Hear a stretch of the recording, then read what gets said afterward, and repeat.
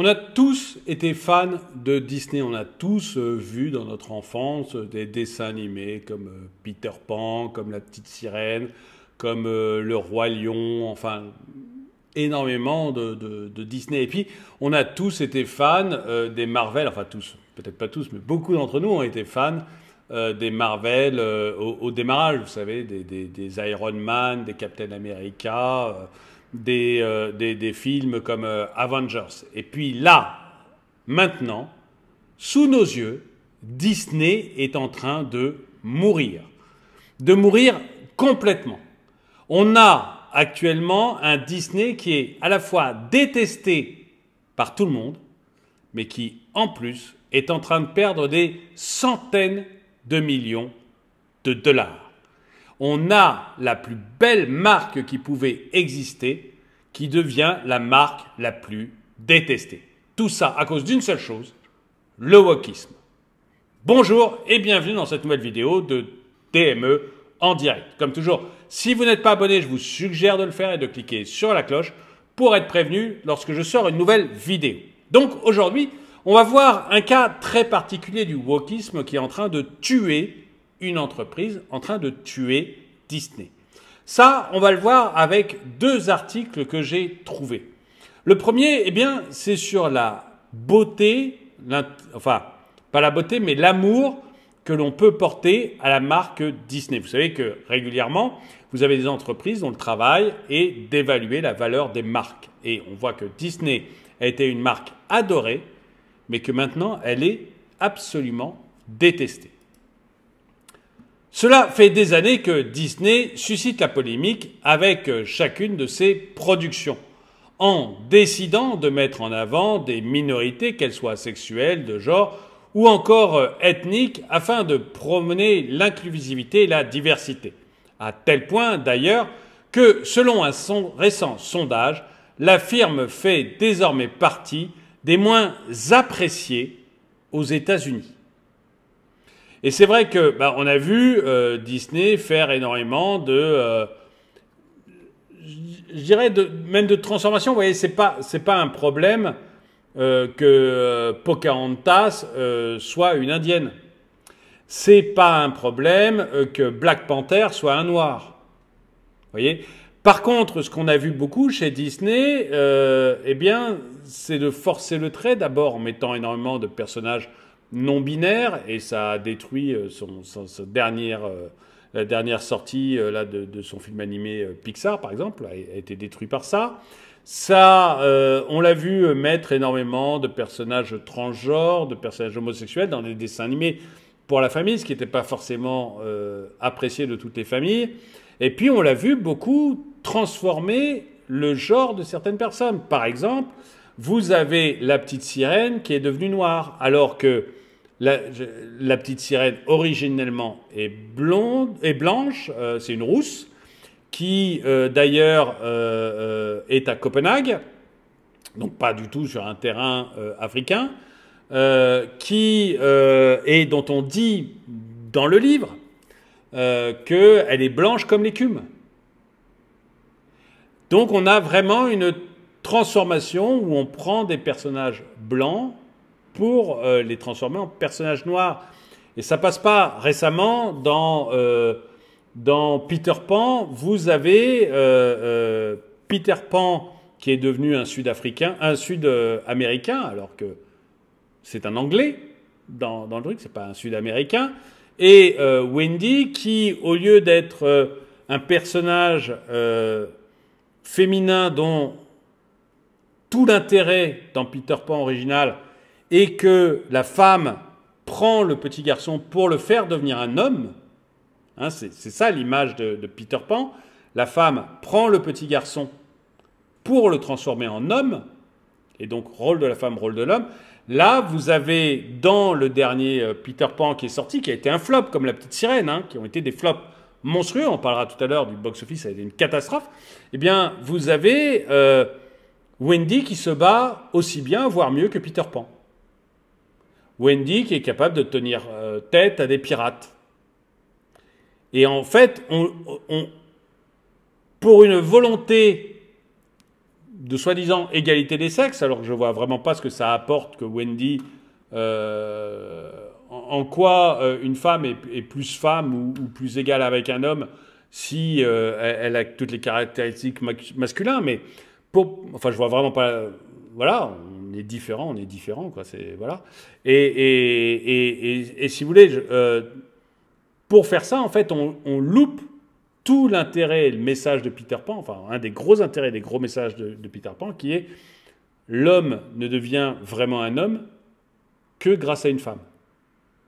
C'est le message, après on est d'accord ou pas avec le message, c'était le message de Peter Pan.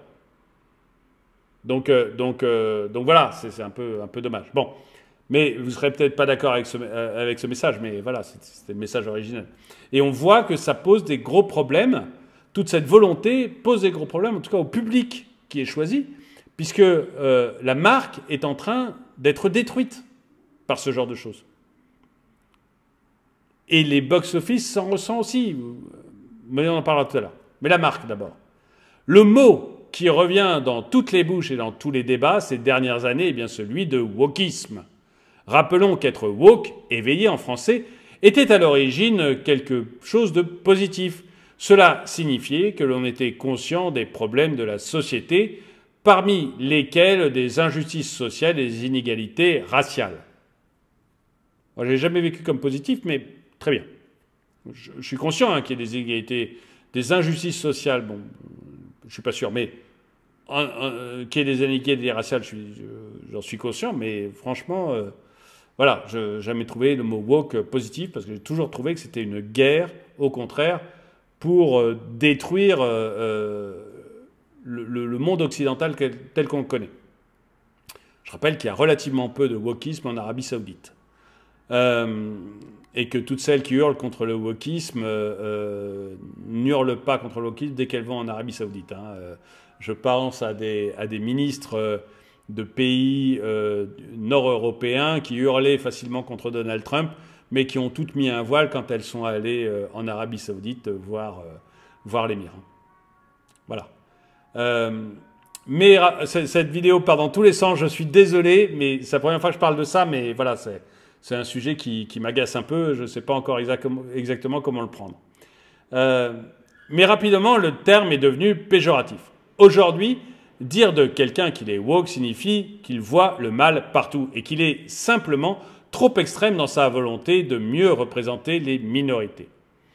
Le débat s'est également emparé de l'industrie du divertissement, au sein de laquelle de nombreux studios et entreprises ont décidé de jouer le jeu en misant au maximum sur la surreprésentation de la communauté LGBT, des acteurs et des actrices de couleur, etc. Parmi les firmes les plus engagées dans ce sens, on trouve bien évidemment Disney. Mais contrairement à ce que l'on avait pu imaginer, cette prise de position a largement terni son image. Et c'est là-dessus que je voulais faire la vidéo. Aujourd'hui, Disney ne se classe plus qu'à la 77e place des 100 firmes les plus appréciées aux États-Unis. Elle a donc perdu plus de 10 places par rapport à 2022. Elle s'effondre petit à petit. Pire, Disney a été 5e marque la plus polarisante de l'année.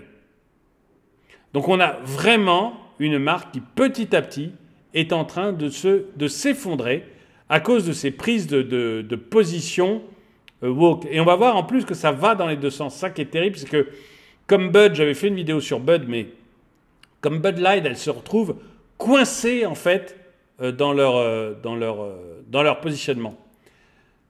Les divers sondages d'Axio Harris précisent ce qui vaut à Disney cette énorme baisse de popularité. La conclusion que l'on peut en tirer, c'est que l'entreprise n'a réussi à se mettre personne dans l'approche en prenant le parti de mettre les minorités en avant. Le New York Times écrit ainsi « En essayant de n'offenser personne, Disney a apparemment perdu tout le monde ». Depuis plusieurs années, Disney n'hésite plus à caster des personnages issus de la communauté LGBT ou encore des acteurs de couleur dans ses films. Mais ce qui ne pose pas de problème. Je suis désolé, les acteurs de couleur, ça ne pose pas de problème. Je suis un enfant des années 80. Je suis un enfant des années 80. on avait des acteurs noirs. Ça posait... Le flic de Beverly Hills, qui a été une des grandes réussites des années 80, il était noir. Il n'y avait pas de problème là-dessus. Predator 2, qui se passe à New York, le héros est noir. Ça ne pose aucun problème. Vous voyez, il y a d'autres films, là, L'Arme Fatale, Danny Glover, vous savez, c'est Danny Glover aussi qui joue dans Predator 2, mais c'est Danny Glover, Mel Gibson, ils sont tous les deux numéro 1 dans le film. L'Arme Fatale, c'est une série qui a été hyper suivie. L'acteur est noir. Ça ne pose aucun problème. Même dans les dans les super productions avec des super-héros, vous aviez le tueur de vampires, je crois que c'est Blade, son nom, il me semble, donc un super-héros qui tue des vampires. C'est un acteur noir qui le joue. Là, son nom, là, tout de suite m'échappe, mais c'est un acteur noir. Wesley Snipes, c'est un acteur noir qui le joue. Vous avez eu plein d'acteurs noirs. Ça ne posait absolument aucun problème. C'est pas ça le souci. C'est pas ça du tout le souci. C'est notamment le cas dans les remakes de live action de ces classiques d'animation tels que La Petite Sirène, quitte à modifier les personnages que l'on connaissait autrefois. C'est là qu'est le problème. C'est là qu'est le problème. Vous modifiez le personnage. Non seulement tel qu'il existait autrefois, mais même par rapport à ce qui a été écrit à l'origine. C'est là qu'est le problème. De même que le problème des nouveaux films de super-héros, c'est pas que ce soit des femmes. C'est que vous, systématiquement, vous prenez Hulk, vous mettez She-Hulk. Vous prenez Iron Man, vous mettez, je crois que c'est Iron Heart, dont tout le monde se fout d'ailleurs, que personne ne connaissait. En fait, vous remplacez systématiquement l'homme par la femme, en plus en écrivant n'importe quoi, c'est-à-dire que c'est même pas des héroïnes intéressantes, parce qu'elles sont tout de suite toutes puissantes et sans aucun défaut, alors qu'Iron Man a des défauts, alors que Hulk a des énormes défauts. She-Hulk n'a aucun défaut. Iron Heart n'a aucun défaut. Donc vous faites des trucs inintéressants uniquement pour la cause. C'est ça le problème. C'est pas du tout... et puis vous remplacez un héros, que ce soit dans La Petite Sirène ou dans les films Marvel, vous remplacez un héros que l'on connaît, qui est intéressant, en le transformant soit d'homme à femme, soit de blanc à noir. C'est ça qu'on vous reproche, mais voilà, c'est normal, c'est désagréable. Créez vos propres héros. Vous voyez, personne ne s'est offensé que le patron du Wakanda, là, la Panthère Noire, soit un noir. Parce que c'est un super-héros noir, depuis qu'il a été créé. Donc il n'y a aucun souci. Ça pose aucun problème. Vous aviez, je ne me rappelle plus comment il s'appelait, dans les super-héros Avengers, vous aviez le Faucon. Vous savez, il avait des ailes plus ou moins bioniques qui les mettaient en place, etc. Bon, voilà. Il est noir. Ça n'a posé de problème à personne. À personne. Parce que dès l'origine, il est noir. Pas de problème. La veuve noire, justement, qui a été... et depuis le début, quasiment depuis le début, dans des Iron Man ou dans les Avengers, ça n'a posé de problème à personne. Parce que c'est un perso noir... c'est un perso... pas noir, pardon. C'est un perso femme. Aucun souci. Ce qui pose souci, c'est quand vous transformez les choses. Parce que c'est forcé... Et parce que les gens n'ont pas envie de ça. Ils n'ont pas envie qu'on leur mette des messages forcés. Excusez-moi, je m'envoie peut-être trop loin là-dessus, mais moi, ça m'agace, quoi. Je ne vais plus voir ces films, ça m'énerve trop. Ce fut notamment le cas dans Les Éternels, qui a mis en scène le premier couple ouvertement gay du MCU. Mais ça apporte quoi ?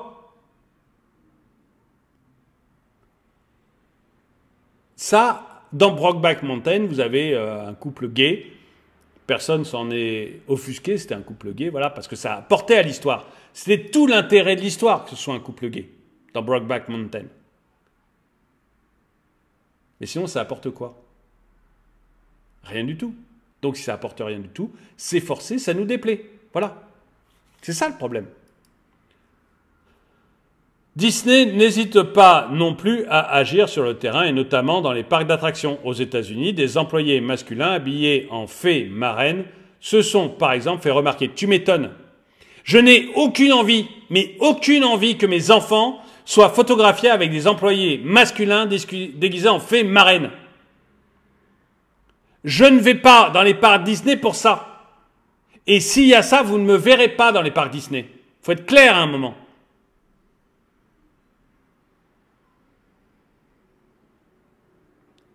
À Disney, je suis désolé de m'engager comme ça, mais ras-le-bol, quoi. Ras-le-bol, ne touchez pas à nos enfants. C'est simple.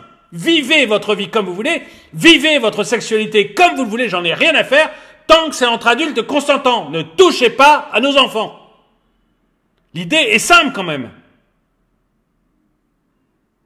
Donc forcément, Disney, tu vas te fâcher avec tout le monde.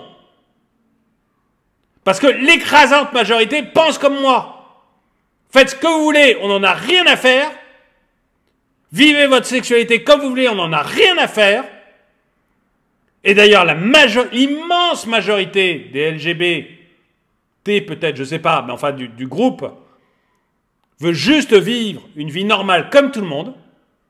Et ça me convient très bien. Mais n'allez pas enquiquiner mes enfants. Parce que là, ça va très mal se passer. Et je pense que tout le monde est d'accord avec moi. Enfin, l'immense majorité de la population est d'accord avec moi. Je suis pas sûr que cette vidéo plaise à YouTube, mais voilà, il y a un moment, ras-le-bol, quoi. Ras-le-bol. À Disney Paris, des toilettes non genrées avaient également temporairement vu le jour il y a quelques mois. Mais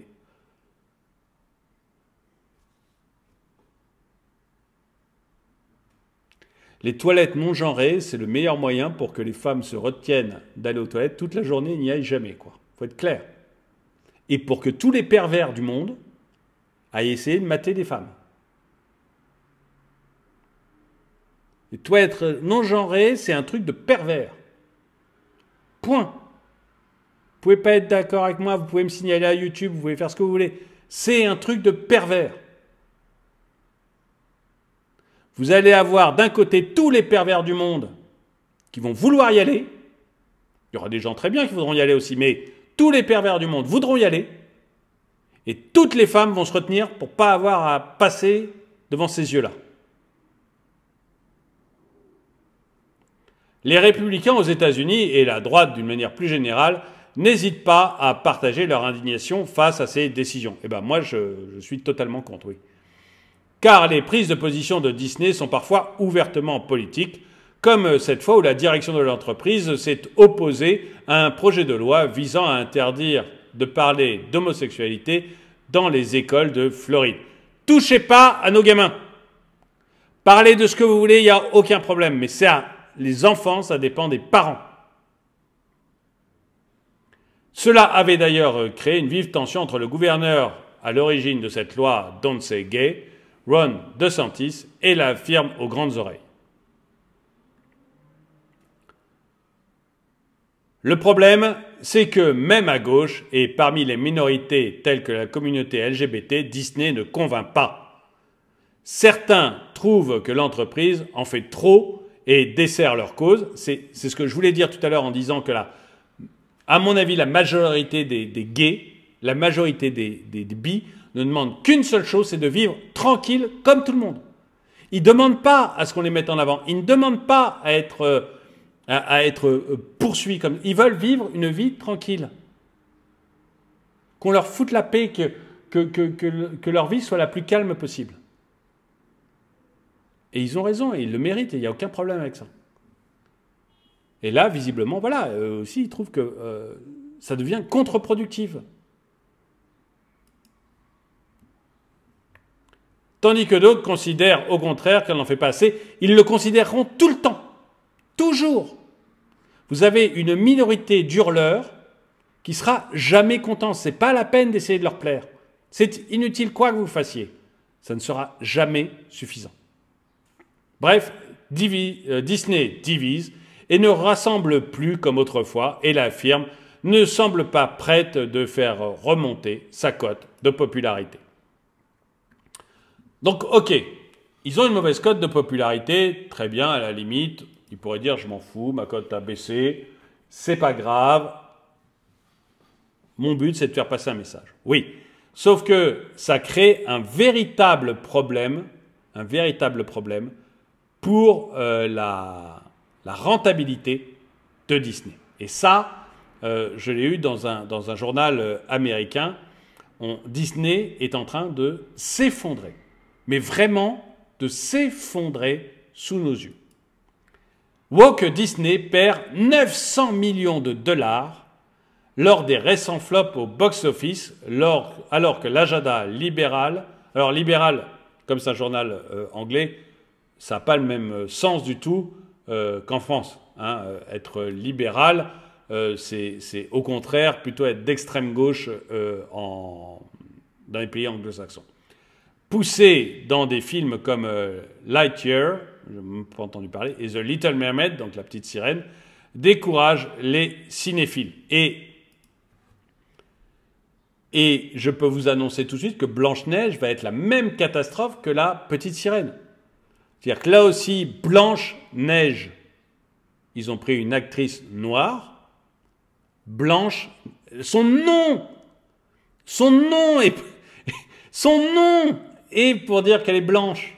Blanche-Neige parce que sa peau est plus blanche que la neige.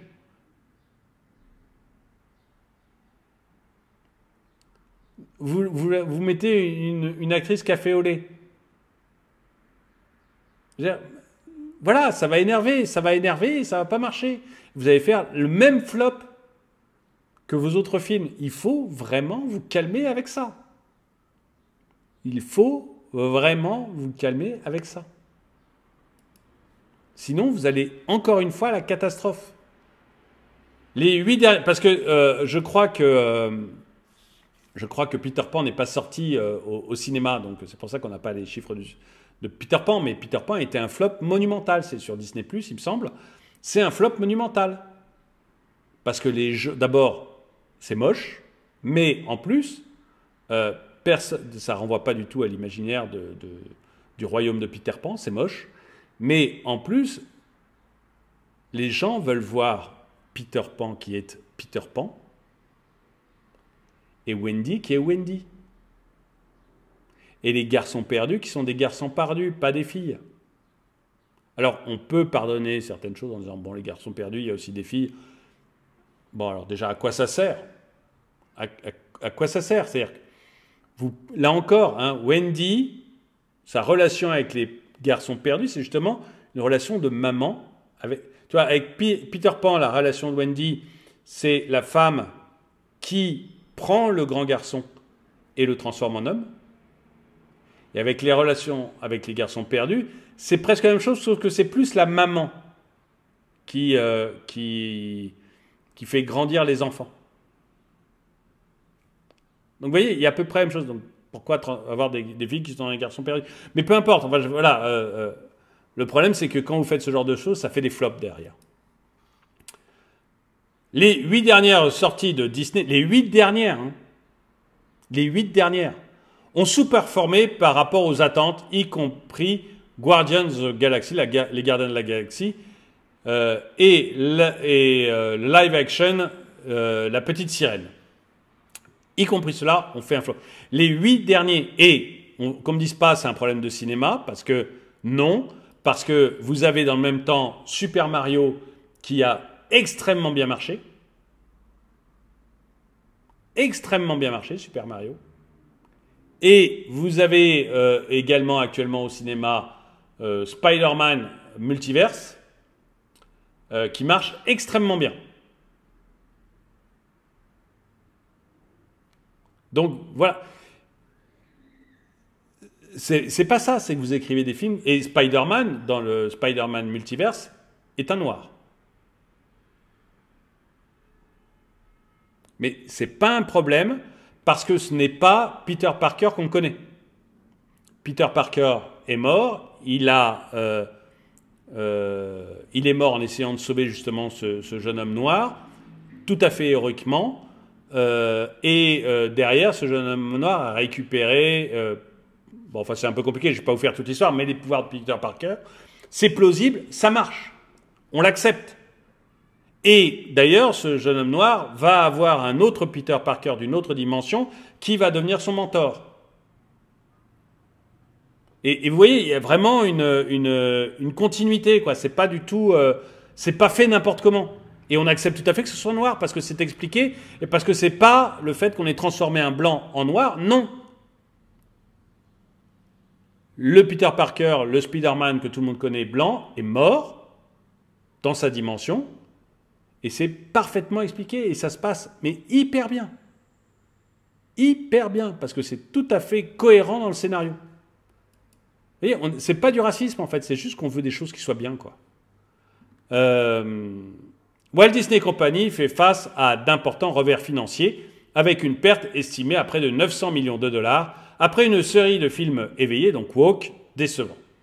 Les précieuses archives de Disney ont même subi des modifications pour s'aligner avec les valeurs progressistes, notamment des suppressions des images offensantes, des manèges et des films.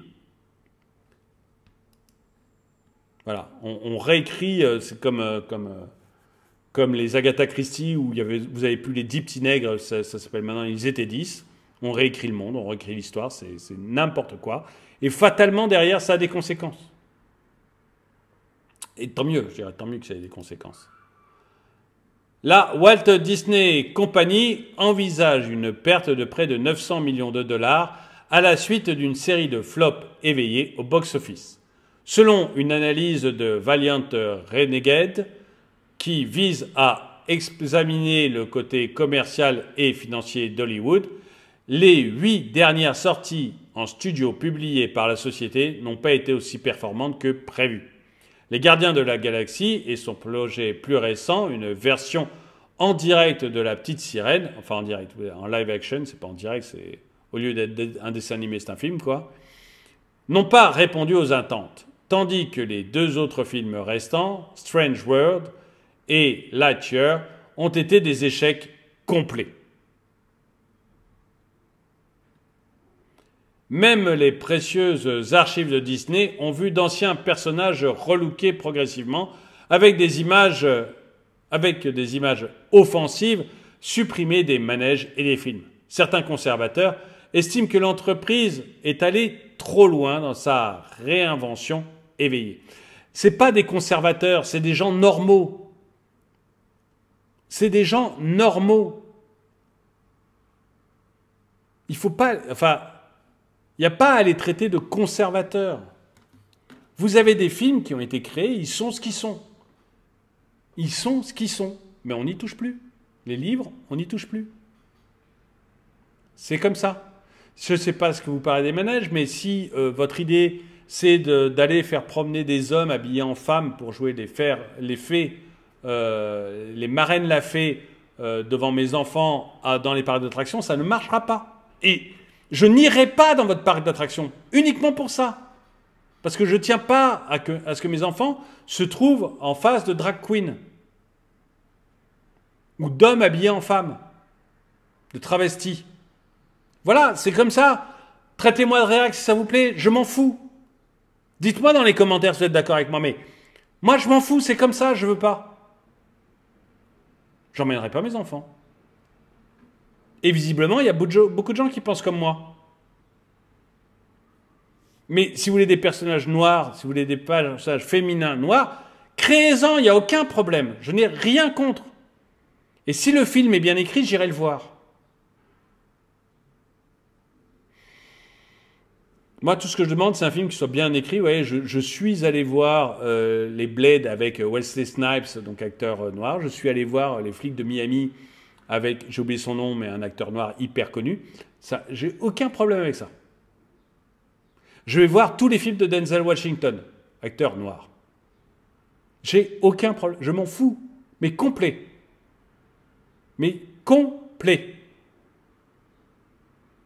J'adore Idris Elba. Je crois que c'est Elba son nom de famille. Acteur anglais noir. J'adore. Je vais voir ses films aussi, pas tous, uniquement les bons films, mais je vais le voir régulièrement. Je m'en tape. Faites des bons films. Par contre, si Idris Elba est le prochain James Bond, j'irai pas voir James Bond. Parce que je ne veux pas qu'on me remplace. Mais s'il joue un agent secret, j'irai le voir, avec plaisir. Vous voyez, c'est tout ce que je demande. Je ne veux pas qu'on remplace des personnages blancs en personnages noirs. Et je n'ai rien contre le fait qu'on fasse des nouveaux personnages noirs de très bonne qualité. Voilà. J'en ai cité un, je ne me rappelle plus son nom. Mais voilà. C'est comme ça. En plus, se dire que les noirs n'auront de place que si on remplace des personnages blancs, excusez-moi, c'est profondément raciste. C'est profondément raciste pour les blancs, mais c'est aussi profondément raciste pour les noirs. Ça veut dire qu'ils ne sont pas capables. C'est profondément raciste. Et c'est totalement faux, puisque il y a encore une fois pas mal de films qui marchent très très bien avec un acteur noir en rôle principal. Donc voilà.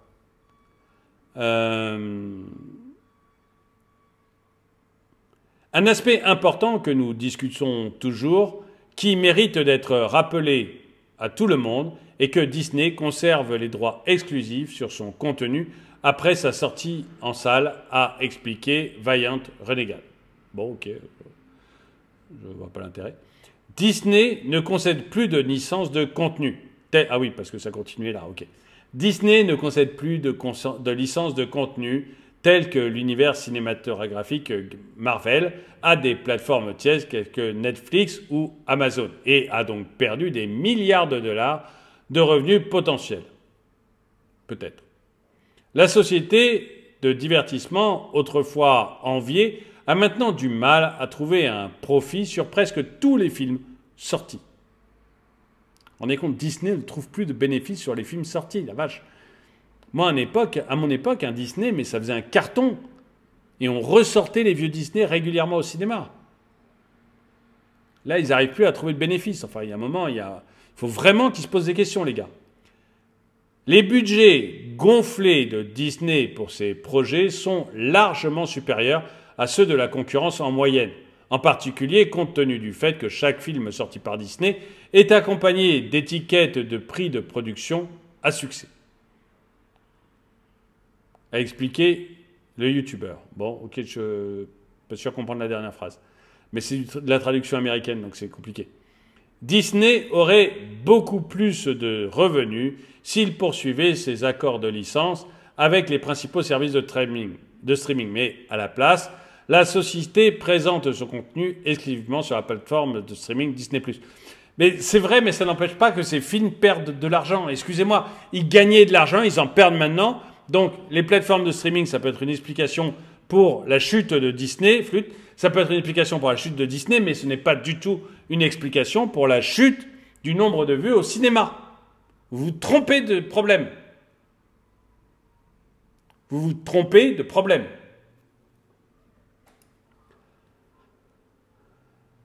Ça signifie que la maison de la souris est essentiellement soutenue par les autres entreprises non rentables, notamment les parcs à thème, mais ça ne durera pas s'ils font du wokisme dans les parcs, et les centres de villégiature et de sport ESPN.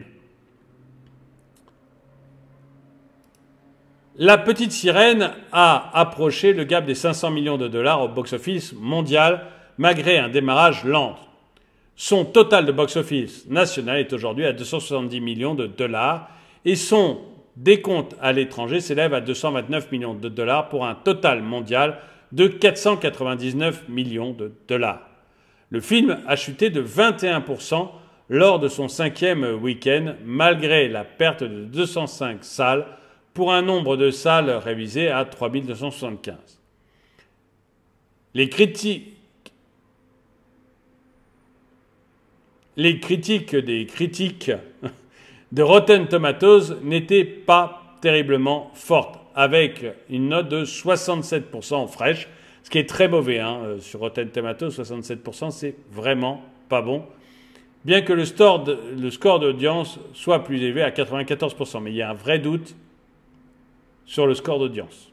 Un vrai doute.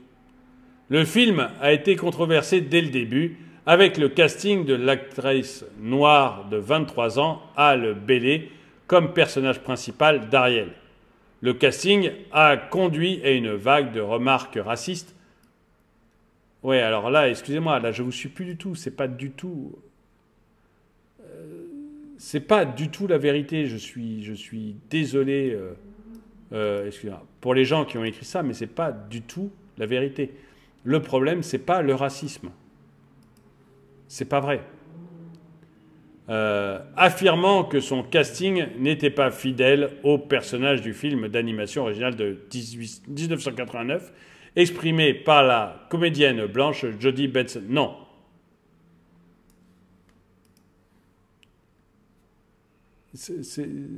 Franchement, vous nous racontez n'importe quoi. C'est un dessin animé. C'est un dessin animé. Alors, il y a peut-être une comédienne blanche qui a fait la voix, je suis d'accord, mais c'est un dessin animé. Et puis, c'est tiré d'un livre où le personnage est blanc. Enfin, vous pouvez le défendre autant que vous voulez. Hein. Vous perdez de l'argent dessus, c'est que les gens ne vont pas le voir, c'est tout. Benson a elle-même défendu le casting. Bah oui, si elle veut retrouver un engagement, elle a intérêt. Révélant, en juillet 2019, le plus important est de raconter l'histoire. Et nous avons, en tant que famille, nous avons élevé nos enfants et pour nous-mêmes que nous ne voyons rien de différent à l'extérieur. Ouais, bon, alors ok, là je comprends même plus ce qu'elle dit, mais c'est la traduction Google qui doit être assez mauvaise.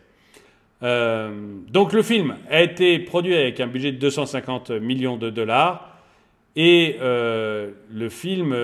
au début, devait gagner 560 millions de dollars. Mais quand vous avez un budget de 250 millions de dollars, eh bien, là, vous pourriez vous dire, mais il a fait 500 millions, donc 250, il est gagnant. Non, parce que 250 millions de dollars, derrière, vous avez toutes les salles de cinéma qui gardent la moitié à peu près de l'argent.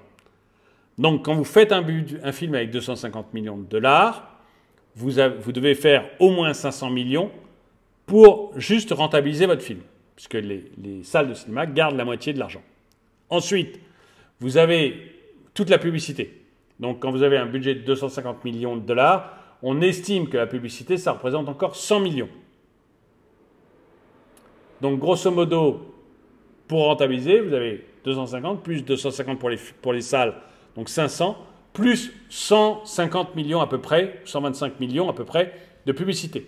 Vous êtes à 625. Donc vous voyez déjà, le film perd au moins une centaine de millions dans cet exemple-là.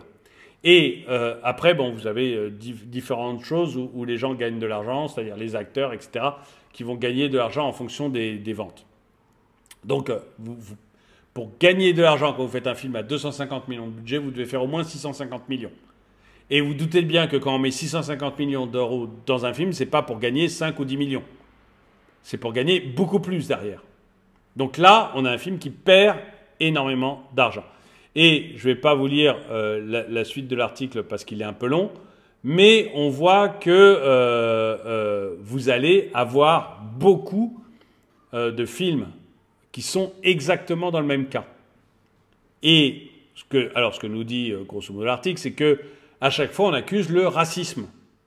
Les gens sont racistes, c'est pour ça que le film Blanche-Neige, c'est pour ça que La Petite Sirène n'a pas marché, vous avez compris, et c'est pour ça que le film Blanche-Neige joué par une métisse ne marchera pas. C'est pas du racisme.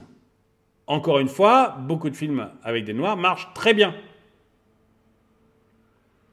C'est juste que, 1, vos histoires sont nulles, 2, vous essayez de transformer en fait les choses que les gens aiment. Blanche-Neige est blanche, La Petite Sirène est blanche. Si vous voulez mettre des noirs, faites d'autres films avec des bons scénarios, ça posera aucun problème.